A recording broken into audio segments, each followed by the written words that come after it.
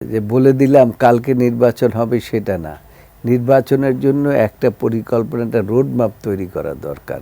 সেই রোড ম্যাপটা কিন্তু আমরা এখনো পাই নাই।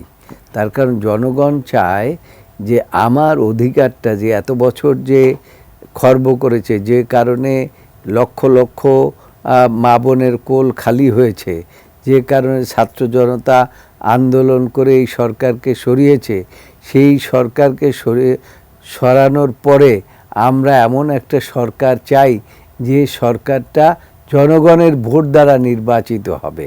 এখন সেই ভোটের জন্য একটা রোড ম্যাপ তৈরি করা দরকার। আমি মনে করি যে নির্বাচন কবে হবে, জুনে হবে না ডিসেম্বরে হবে, প্রধান উপদেষ্টা অবশ্য একটা কথা বলেছেন যে 2025 সালে অথবা 25 সালের পরে আরও 6 মাস হয়তো বৃদ্ধি করা হতে পারে। কিন্তু এর অর্থ এই নয় এটাকে রোড ম্যাপ বলা যাবে না। নির্বাচনের রোড ম্যাপ করতে হলে পরে অনেকগুলো স্তর আছে। যেমন এতদিনের মধ্যে আপনি ভোটার লিস্ট তৈরি করবেন, তারপরে এতদিনের মধ্যে সানবিট সব দিবে সামাল।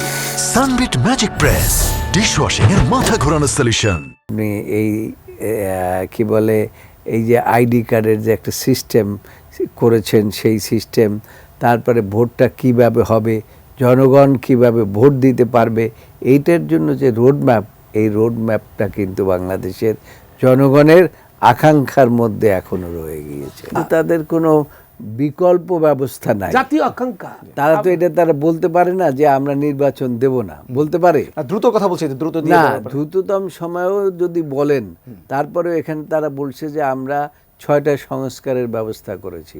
এই সংস্কারগুলো হয়ে যাওয়ার পরে তাদের রাজনৈতিক দলগুলোর সাথে আলোচনা করতে হবে না? তো সেই আলাপ আলোচনার পরিপ্রেক্ষিতে তো আপনার নির্বাচনের রোড ম্যাপ তৈরি হবে।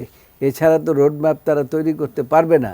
নির্বাচন তো দিতে হবে, এটা আপনিও বুঝেন, আমিও বুঝি, আর যারা সরকার চালাচ্ছেন তারাও